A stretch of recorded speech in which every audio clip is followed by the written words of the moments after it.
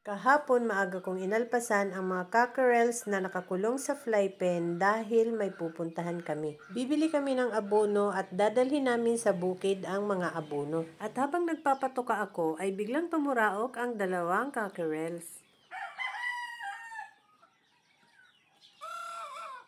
Binata na ang aming mga cockerels. At itong white legs na anak ng aming Lemon 84 ay naturaok na din. Hindi ko lang siya na videohan.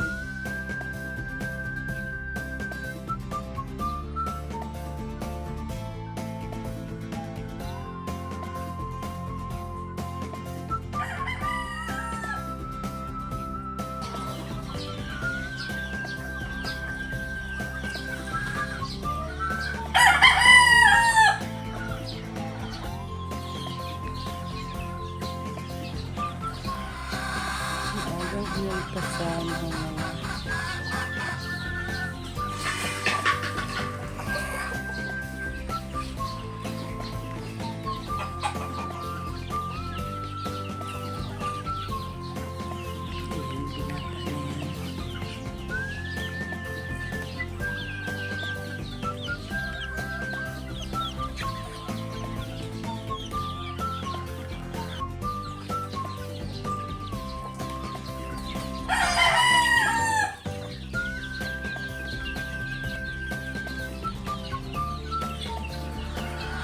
Pagkababa namin ng abono ay sumaglit kami sa farm.